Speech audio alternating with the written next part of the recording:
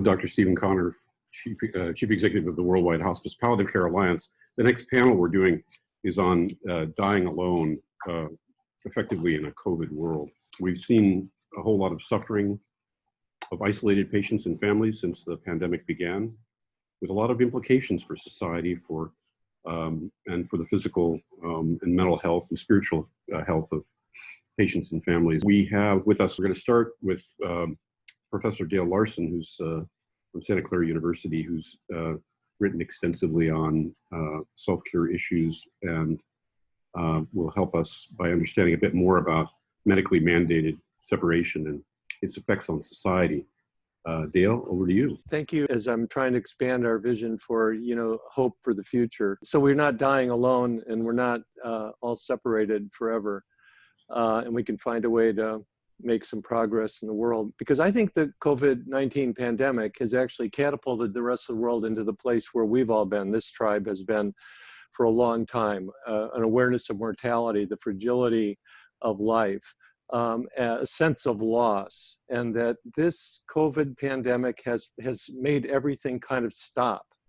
And one of my bereaved clients, a bereaved mother, said, it's like the world has kind of become still, like I am inside trying to figure out what I'm going to do now, how I can go forward, how I can find hope. And I was reminded of the Michael Rennie and Sam Jaffe, The Day the Earth Stood Still movie, where Klaatu comes with his robot gourd and they say, you have to stop all your aggression now, or we're going to reduce the earth to a cinder. And it forces the entire planet to really think about what are we doing. I think that there's a way that we're really seeing the perils we collectively face. We're together on the planet. The fault lines in our society, the racial injustice, the inequities, all of those things are just coming to light right now. And Paul Ehrlich and Robert Ornstein put it beautifully. They said, all of us, citizens of every nation, are now in the same family, are now in the same boat, walking the same tightrope, like it or not.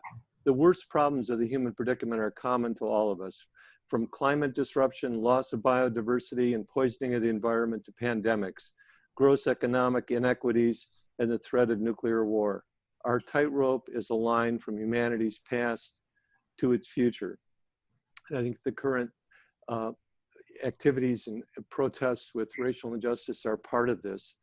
Could there be the transformation of our empathy into global compassion, guided by global ethics? That's the question. This is what's necessary to save ourselves, to build a just and compassionate society and world, and to allow us to walk that tightrope together into the future.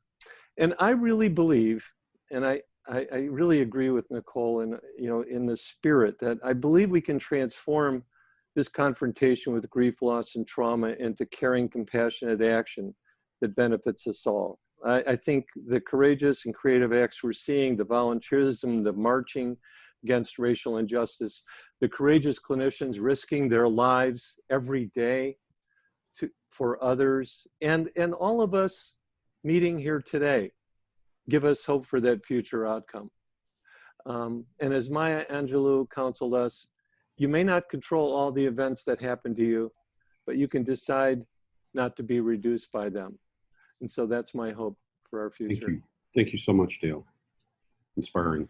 Susan Whitmore, founder and CEO of Grief Haven. Next, we'll be talking about post-traumatic stress. Today, I'm going to teach an exercise that is very powerful and that we use in our work at Grief Haven. I've taught this exercise all over the world, and it has to do with those looping traumatic thoughts that people continue to relive over and over again. In my work as a grief expert with Grief Haven, I've had the honor of working with hundreds of people all over the world who are grieving. And many of those people have lost loved ones where they weren't there. They weren't able to be there with them, because of an accident or an unexpected illness. And with this pandemic today, we're seeing so much of this. People who are not able to actually be physically there with their loved ones. Either they're saying goodbye by cell phone, so they're dying without their loved ones, or they're standing behind a glass partition as their loved one dies without them. It's very tragic and very sad. But for those who are left behind, it's really difficult. And for a certain percentage of those people, what we see regularly is a form of post-traumatic stress, where it's either that they find themselves imagining what their loved one went through because they weren't there, or they actually experienced something as they watched their loved one die from a distance.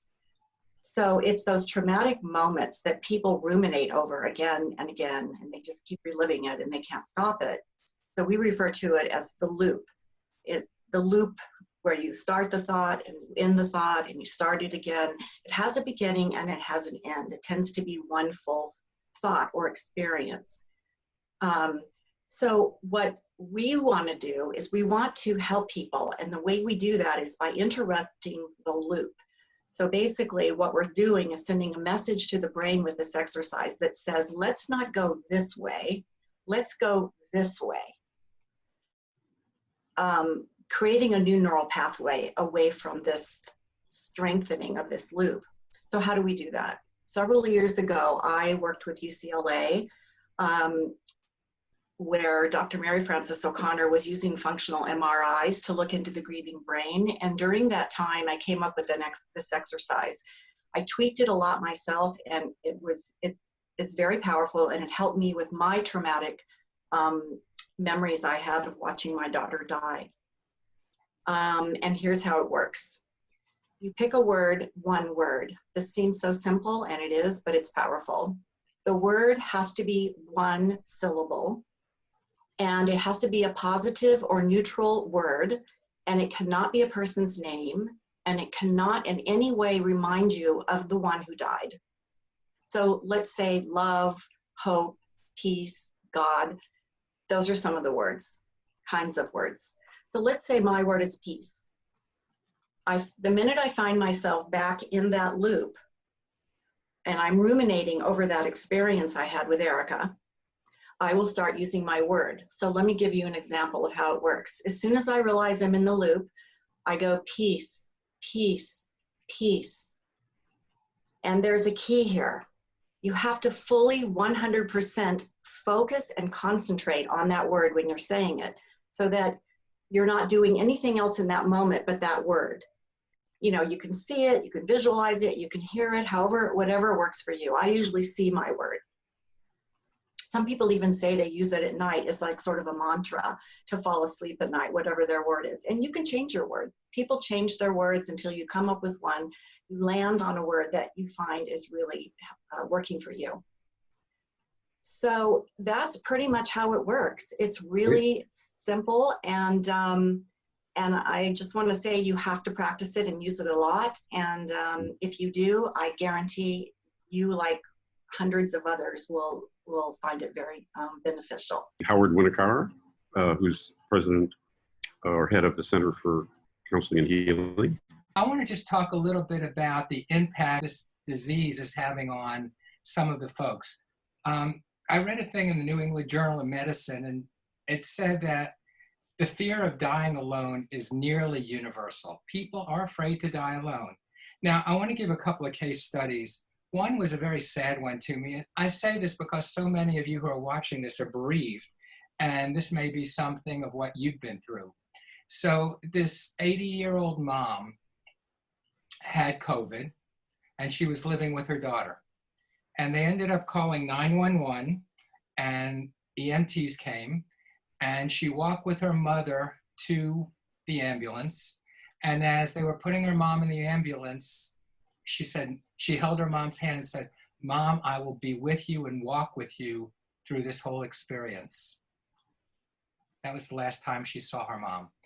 She really worked hard at the hospital to try to get in, but the hospital policy was very clear that they didn't allow people to experience that. So she couldn't do it.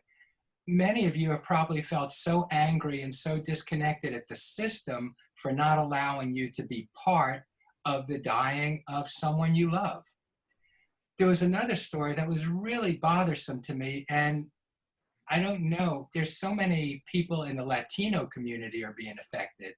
And so this 43-year-old man who was here as an illegal had the virus, and he was afraid to go to the hospital to share the fact that he's here illegally. And so he ended up not going to the hospital, staying at the home, and dying. I think what's really hard is that people are so disenfranchised in this because the grief is going on. They're experiencing all this anger, all this frustration, and there isn't anything they can do with it. So my sense in terms of what to do for hope is, in your community, find someone that you trust. Hopefully someone who's trained, like Dale or myself. There are people all over the country, like Dianne, all over the country and all over the world, Susan, who are trained to work with grief. Find someone that you can work with, and then give yourself permission to do the grief work you need to do. Our wrap-up speaker is Dianne Gray, who's president of Hospice and Healthcare Communications and a communications expert with lived experience. Go ahead, Dianne, it's over to you. Hi, thanks for having me. I'm gonna just recap quickly. You know, Dale, I think you brought up the fact that there was, you know, this very special time in history has reminded us of an awareness of our own mortality. And Susan, I loved your exercise, by the way, and I think it was really helpful about choosing one word. I used the word peace also. Her exercise was spot on. And Howard, I think you brought up a good point to find someone that you trust. And I'd like to sort of talk to us about the context of all of this is about dying alone. That was our topic. And for me, because I do work with the Elizabeth Kubler-Ross Foundation, but as well work with all kinds of people and have done the training that goes with it, I want to ask people to stretch their minds and their hearts to this concept of the fact that as the soul really comes from the womb out into the light of day, okay? As well, when we're having a lived experience, the soul lives and goes towards, for many, though not all, the light of the next life. The reason I bring that up is whether you are looking for a scientific response that's available from the University of Virginia Paranormal Studies, or you look towards the spiritual aspect, there's much reference to the fact that people are met on the other side by their beloved. Now, whether you believe that or not, it's hard to sort of disprove what other people share as their NDE experiences, which is they were met by others on the other side and they came back, as you heard in Evan Alexander's talk earlier today. So I think it's also important to ask of ourselves and ask of others in this time of COVID, where we're just distraught because it seems that people are dying alone. I think it would behoove us to ask ourselves if that's really the truth. And if that's really the case. Is it that we don't get to be there with them that is where the rubber meets the road? Or is it really truly that people are dying alone? Because if you look at time after time and case after case of NDEs, or if you go to a spiritual reference and context, which says that often that you will be met by the people that you love who have already passed on, or by a spiritual being, whichever you choose.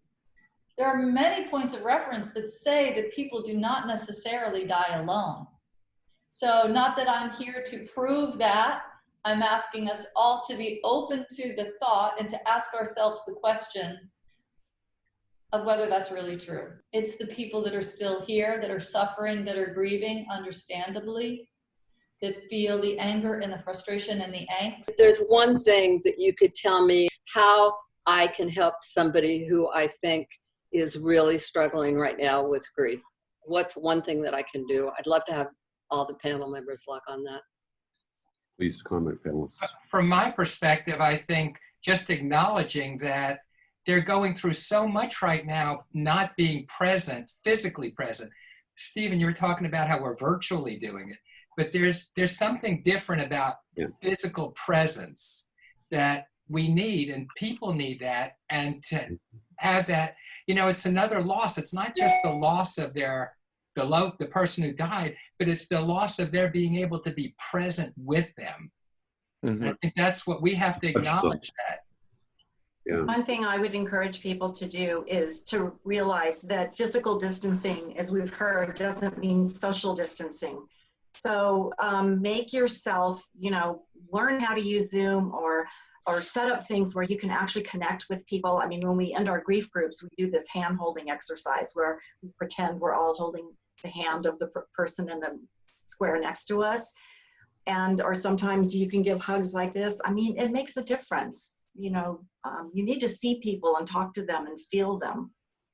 It's physical distancing, but not emotional distancing. Exactly. And I think it's important to realize that everyone who's bereaved during this time has a unique kind of bereavement. I always say the novel coronavirus is creating a novel kind of traumatic bereavement. So we need to help people, if they are bereaved that way, continue these conversations with their deceased loved one and to maintain those bonds through, working with them and having conversations and writing and all the things that we do in counseling and in support groups. So great to have you guys on. You're amazing. I've learned that it helped me to help others, to know I'm not the only one, put one foot in front of the other, find a life. Adding hope to the darkness, you start on the trip to recovery. Reach deep down inside and say, I am going to live on. We laugh, we cry, and remember. Hope without action doesn't work. Hope with action can change the world. We always say, if you've lost hope, please lean on ours.